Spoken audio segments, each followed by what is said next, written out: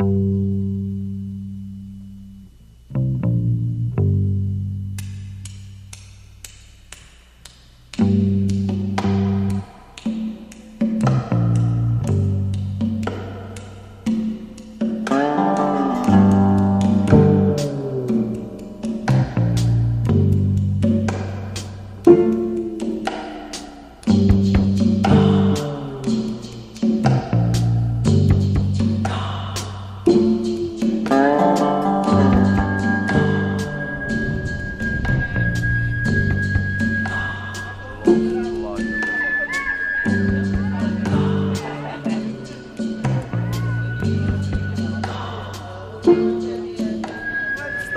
my tady máme vlastně branný závod, jmenuje se to Battlefield Jaroslava Klemeše. Takovýchhle závodů my děláme po republice celkem 8 a jsou to kvalifikace na finále, které se bude konat 18.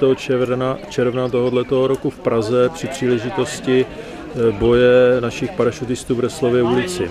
Z těch 8 závodů postoupí do finále vždycky 2 družstva, to znamená, ve finále bude 16 družstev. Takže já věřím, že to finále bude stát za to. V loni nás tam navštívil náčelník generálního štábu a náměstek ministra. Byli nadšený z toho, jak ty děcka se snaží v těch lanech a náčelník generálního štábu nám dokonce slíbil, že přijde letos v Maskáčích a že si některé ty překážky lanové vyzkouší. V té Praze je tam trošku těžší to lanový centrum než tady.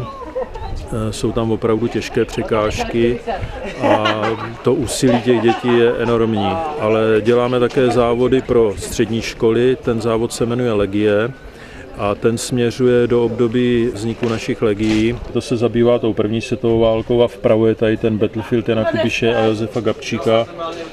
To je finále toho závodu, který vlastně dneska děláme tu kvalifikaci. Já teď tak vezmu tu kapičku. Jo. Pečlivě poslouchejte, protože my vám tady já vám řeknu spolu s kolegou věci, které budou v tom testu, takže budou tam všechno obsažené, takže stačí pozorně poslouchat a pak si to trošku pamatovat.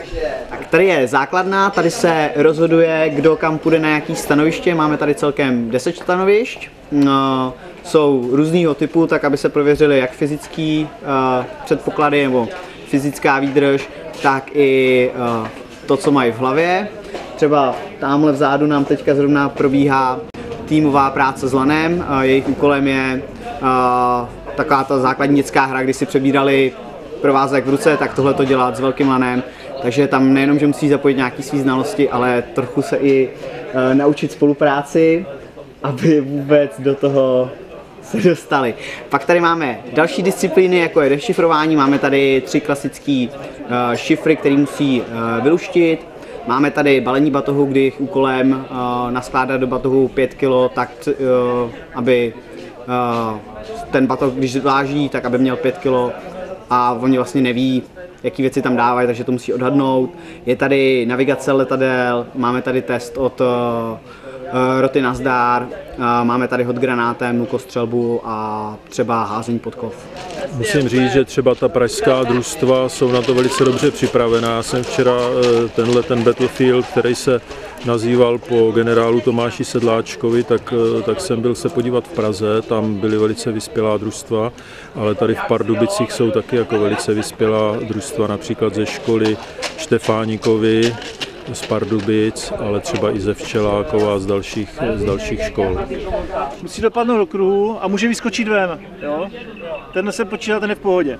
Ale jakmile dopadne sem a jenom se takhle dokutálí, nebo budete to kutálet po zemi, tak to se prostě nepočítá. Jo? Musí prostě letět a dopadnout hezky. Nejlépe do kruhu. Tak já osobně se těším tady na tohleto, ale u čeho byla asi největší sranda, tak bylo tam, jak jsme si hráli to přebírání v podstatě s lidma, ne s prstama, což byla sranda. A celkem nám to i nešlo, ale nakonec jsme to zvládli úspěšně. Šifra byla zajímavá, to jsme uhádli celkem rychle, takže to bylo taky dobré. Těším se, až budu na zemi. Zatím asi nejlepší bude to lanový centrum. No. Na to se jako těšíme hodně, no. Na to jsme profíci. Napadání. Musí zvládnout vlastně překážky ve výšce 9,5 metru. Je to víceméně výkonnostně psychická soutěž. Ne, spousta lidí to stráví psychicky, ty výšky. Moc se nám to tady všem líbí. Je to fajn, až na ten skok, ten jsem nezvládla. Tu lanovou dráhu už máte za sebou? Jo, to bylo dobrý. Jenom mě bavilo. Projektory. A hlavně jsme tady jako pro zábavu, no. Ano, místo školy, přesně. Tak už to máte za sebou. Já doufám, že se všem líbilo, že jste si užili, že jste se dozvěděli i nějaké zajímavé věci, naučili se něčemu novému, že z dneška budete mít příjemný zážitek, nejenom kvůli tomu, že jste nebyli ve škole. Začneme vyhlášením.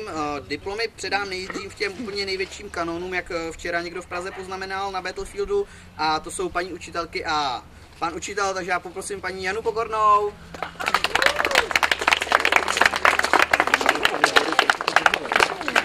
Prosím. Zuzanu Burianovou.